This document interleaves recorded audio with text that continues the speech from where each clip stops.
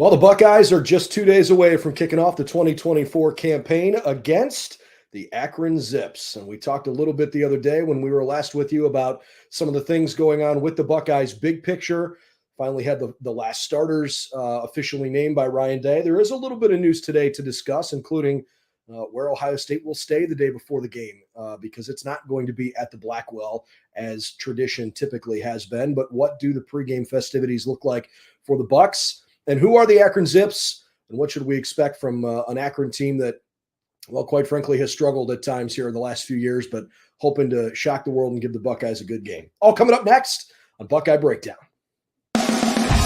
We've got the whole crew together as we cover Ohio State with our instant analysis from Ohio State. There's something that doesn't feel right. Unbelievable effort from him today. Is E.J. Liddell going to crack the first team All Big Ten? I think he can be the guy. I'm not trying to start a quarterback controversy. He seems to have the durability. He certainly has the toughness. Is the question on a lot of people's minds here. Welcome to Buckeye Breakdown. What's up, Buckeye Nation? Welcome back to the Buckeye Breakdown podcast. I'm Brendan Gulick, alongside our quarterback, Anthony Moeglin, and former Buckeye offensive lineman, Kevin Woidke. And looking forward to talking Bucks and Zips here at Ohio State Buckeyes on SI, our written coverage home, and, of course, our YouTube channel. We certainly would appreciate it if you'd subscribe to our content there.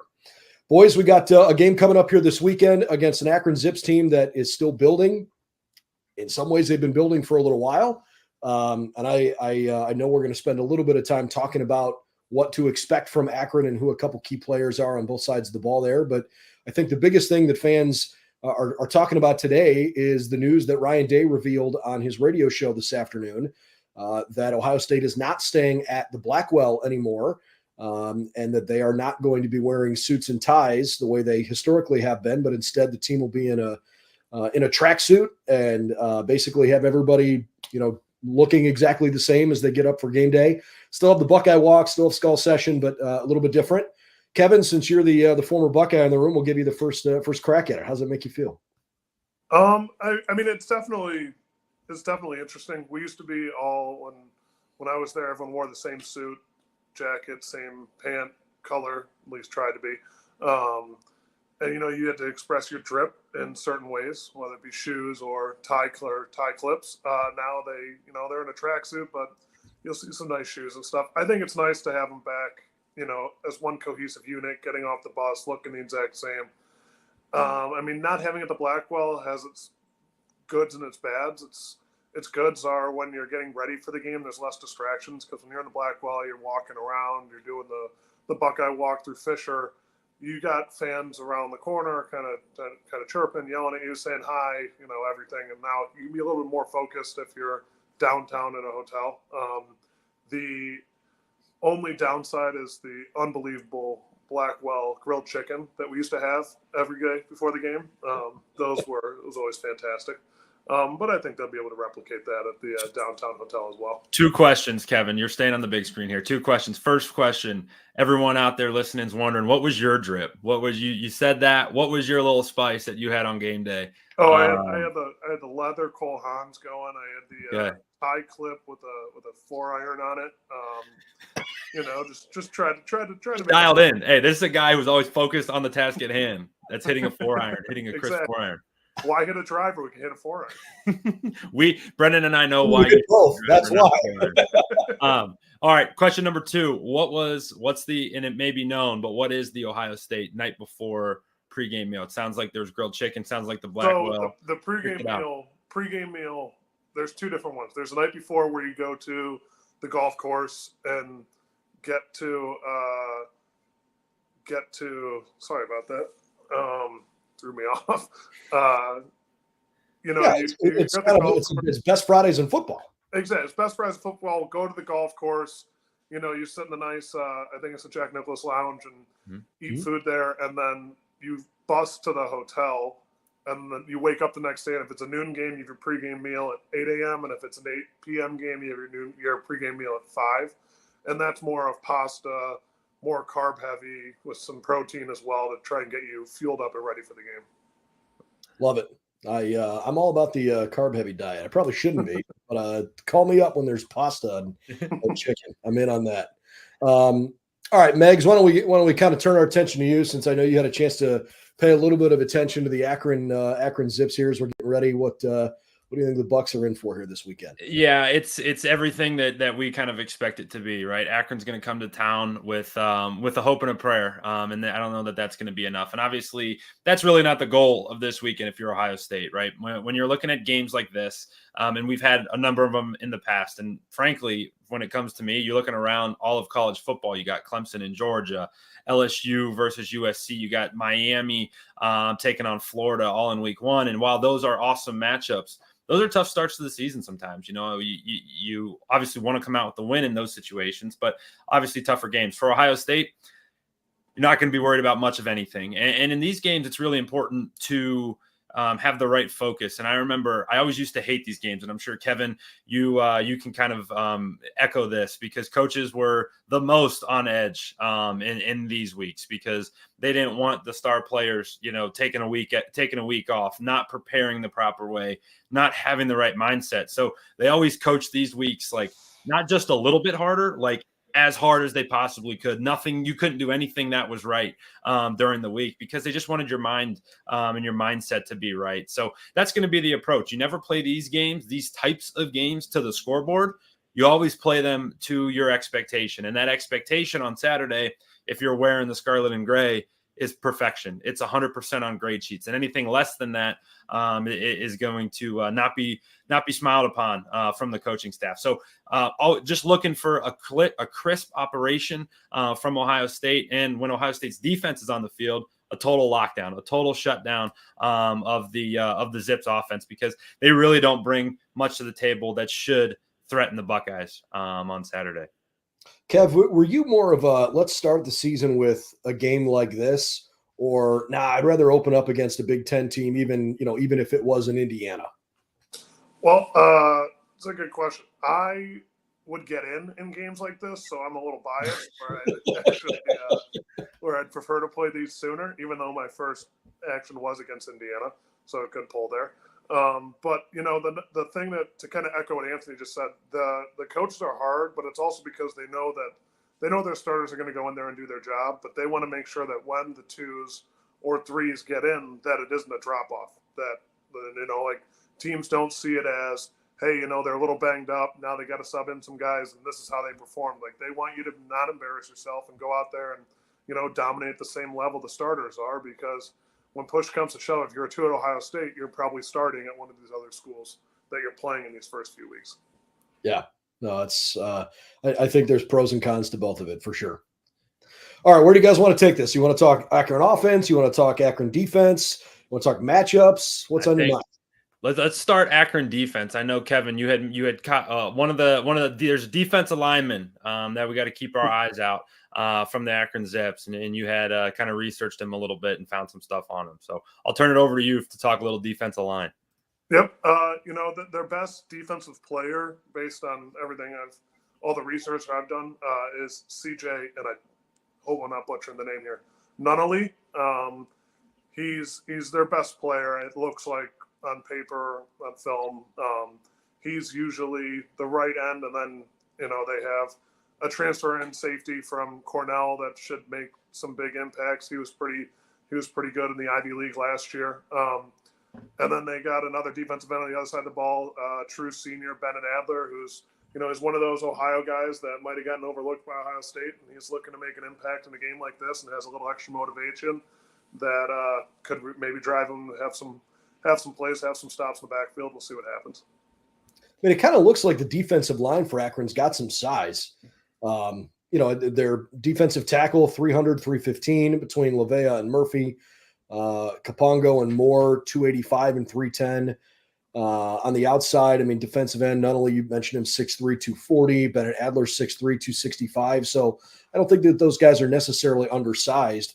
When I look at a game like this, my first thought becomes, okay, Ohio State's probably going to control the line of scrimmage, but because there's so much discussion about the Ohio State offensive line, I think it's putting Akron's defensive line under the microscope early. Mm-hmm. And I think that it'll be a good first test.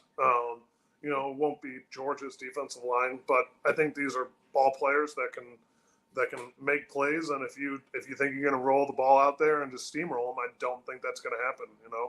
Akron's got a good program, and they've had good defensive linemen in the past. They have good defensive linemen now. I think it's going to be a good first test to see how the offensive line on the Buckeye side of the ball works together and meshes and is able to grow and see what we got to go on for the rest of the year. Yeah, and Kevin, one of the things you had mentioned in on Tuesday's show, and just something for fans to keep an eye out for, is just how the communication and really the teamwork is up front, right?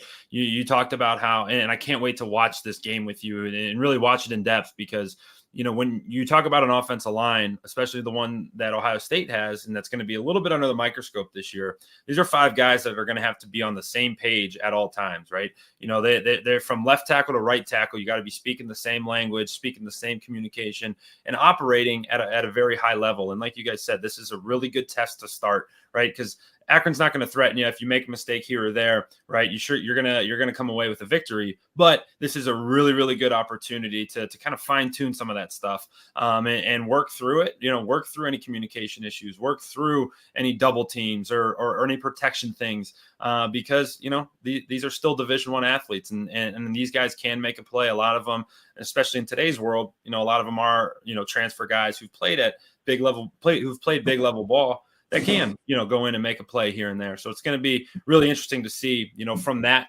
offensive line perspective, where this Ohio State group is at. And on top of that, I mean, they've got a head coach in Joe Moorhead, who the last time he came to Columbus was the offensive coordinator at Oregon. And, Joe's kind of a cool old ball coach, right? And shoots from the hip and isn't afraid of anybody, anywhere, at any time. And it is a fun mentality to be around. I think he'd be a good guy to play for. Ohio State fans don't fondly remember that Oregon game because that was a tough day. Now, granted, he had an incredibly talented, explosive offense, and he doesn't have the same players at Akron that he had at Oregon. But there was some creativity there. It wasn't just that they bullied the Buckeyes all over the field that day. So I think you're probably going to have a group of guys that, look, it's one of the 4 or 5 biggest buy games in the country this year. So it's a $1.8 million exchange for Ohio State to say, hey, Akron, come down and play here in Columbus and let us get what we hope is going to be a national championship season. Akron's not supposed to win. They're supposed to give Ohio State a good competitive fight. And so Akron's going into this game knowing this is the Super Bowl for them. You might as well go out and try to take some chances. Why not? Swing. And Joe Moorhead, I don't think, is going to be afraid to call some plays that might make you go, okay, Akron's here to play. I would also, flipping it to that side of the football, Joe Moorhead is just a cool coach to have studied from, learned from. I've been decently close to the Akron program for the past couple of years, and just seeing what he's done since he took over, just a total different type of offensive attack. It's more that video game style attack where he likes to really speed it up. Think back to the, like you mentioned, the Oregon days where they're going fast tempo, a lot of plays. And if you match that to your personnel and you get your guys to buy into that, you can do some cool stuff. And a guy like this in a game like this where, hey, like you said, let's throw a couple punches. You never know what's going to be coming down the pipe when Akron does have the ball. And when they do have the ball, right, we talked about this again on our show on Tuesday, just how awesome this Ohio State defense is going to be. And frankly, the standard on Saturday is going to be a shutout. But when you're on the other side of the ball, when you're Akron, you're like, hey, let's go try to score some points. Let's go put a couple of drives together and see what's going to happen. And their trigger man on Saturday is going to be Taj Bullock, who, again, like we mentioned, a transfer guy, spent a couple years at Virginia Tech trying to be the starter there for the Hokies, and ended up coming to Akron. Akron, last season was his first season, and ended up playing in 10 games. Had a little bit of a rushing presence, had 163 yards on the ground, not too many, scored a handful of touchdowns, could throw it around a little bit, threw it for about 268 yards on the year. So didn't have a ton of experience. While he did play and appear in a couple, 10 games, didn't throw up a bunch of stats. So you don't really know what you're going to get from this redshirt junior. But like we said, he's spent some time in big programs before and shouldn't and won't be afraid of this moment. I was a little surprised to see that Taj was listed first on the depth chart that we got from Akron. I was kind of expecting it to be Ben Finley. And quite frankly, Kevin, I mean, you might see both guys, right? I mean, there's no reason that Taj and Ben shouldn't both take snaps. Right. No, absolutely. And that's kind of what, I mean, you look at Ohio State as this is a tune-up game for them, but I mean, this is a game where Akron's in a win-win situation here. Like, as long as barring any injuries, I mean, they can try everything against one of the best, if not the best defenses in the country.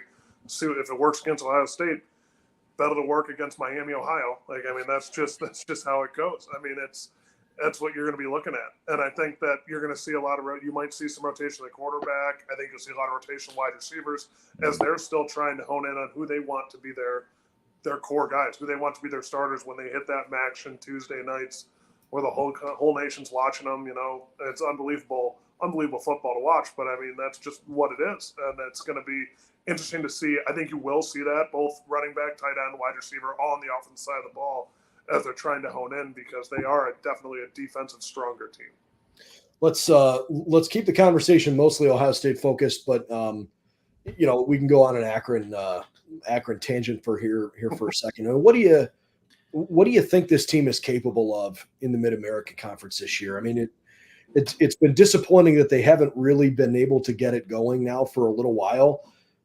Personally, I think they've got a great facility. I mean, there are some things that maybe you struggle to recruit to on campus, and maybe it's difficult to have all the right, the right strings being pulled, everybody kind of pulling the rope in the same direction, if you understand what I'm saying. Like, not just, hey, does the football team want to win? It's sometimes as a university, you got to sit there and say, do we want to have a competitive team in this landscape? And I think Akron could be good if it's something they want. I'm curious to see how bringing in a number of these transfer kids works for them, because they needed an upgrade in talent here from where they were a year ago for sure. But I'm curious what you guys think about their prospect in the Mid-American Conference this year. Yeah, it's interesting because, you know, all three of us are Northeast Ohio guys, and like, truthfully, you know, I'm originally grew up in Canton, right? And now a Clevelander by trade. So I've passed Akron University. I used to pass it every day on my way to work, you know, and it's like, Anthony, that would be the University of Akron. University of Akron. There you go. But you know, you just want that. You want this program to be so good. And just for so many years, they struggle to get it going. And it doesn't look like this year is going to be the year that it happens. However, the MAC is just always what makes it the best conference is that it's always chaotic. It's just right now, you look anywhere, Akron is projected to be finish in 11th out of 12, 11th out of 12 teams, right above Kent State. But who knows? Who knows in the MAC? You get a bunch of transfers. These teams are all new. If they mesh right, could they make a run? Hopefully it's this year. It doesn't look like it's going to be the case. They have a ton of young guys on offense and a couple transfers here and there, but like, you just really never know in the MAC, and you just love for that program to get it turned around. Absolutely. And I mean, Akron's a school that people want to go to. I mean, you can look at it from even a basketball standpoint. I mean, they've won the MAC. Oh yeah, 2 out of the last 3 years. Definitely 2 out of the last 4. I was at the one that was a little while ago, not last year's. But I mean, Coach Gross is a good program going down there for basketball. Who's to say they can't do the same thing for football, especially in the state of Ohio, where we're top 10 in the country in high school football. Like, it's just a matter of if they're willing to put the time in and show that there is a good product down there in the Rubber City, and they want to attack it. Well, the more kids they can convince to cross the street from Archbishop Hoban to Akron, the better they'd be. Certainly the Buckeyes know that from Diamante Chip Trainum, who has obviously transferred since then. All right, let's wrap on a Chip Kelly thought here. I'm just curious, and we kind of alluded to this a little bit the other day, but maybe didn't really discuss it more at length.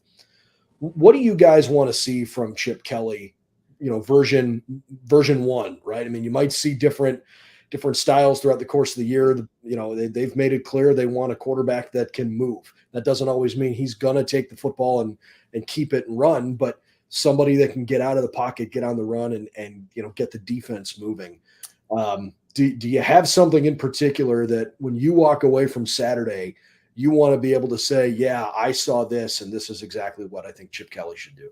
Yeah, I would say two things are on my mind. The first, and it's my favorite part of college football. And if I was a college football coach, this is how I would run my offenses, and it's with incredible tempo. Because if you can tempo people up, and we remember the days when Oregon would go as fast as they possibly could, when you can tempo up, you can always pull back. But teams who are a slow-moving team to start with can't go fast. But when you can go fast, you can use that as a weapon. And it just has so many ripple effects. It's stuff the team has to prepare for all week. It's something that's always on the back of their mind, getting plays out quickly, subbing guys in and out. So I want to see, and I'm curious, and I don't know that we'll see a ton of it on Saturday, but I want to see where he's going to have this version of his offenses fall. Is it going to be those Marcus Mariota Oregon teams where they're getting a playoff every 10 seconds and they're flying? Or is it going to be some of his UCLA teams that are a little bit more slower paced, still faster in relative terms, but a little bit slowed down compared to his terms? So I'd love to see kind of where this team's going to fall. And then for me, it's Will Howard, right? It's everyone's kind of got Will Howard on their mind. I think he's going to be great. He's going to be a different type of quarterback, one that we haven't really seen. Who's going to be that I see him as Josh Allen in NFL terms, but just seeing how they're going to use him in the run game, how he's going to use his weapons. I'm really excited to see that, how they're going to spread it around, because they have so much offensive firepower. But there's only one football at the end of the day. What are they going to do to spread it around? How's Will going to distribute? And how's Chip going to run this offense? Those are the two things that are on top of my mind. Absolutely. I'd say, Chip Kelly hasn't had this type of talent at the college level, at least. I mean, obviously he did at the NFL, but since he left Oregon, I mean, he's got he's got two unbelievable running backs, unbelievable wide receivers. I'm just excited to see. The one thing I want to see is how he shows the same thing but does it differently in terms of you could run the same play with the same pre-snap motion, with the line doing the same thing 4 different ways, and have 4 different plays come off that. I want to see, we have the explosiveness, we have the ability.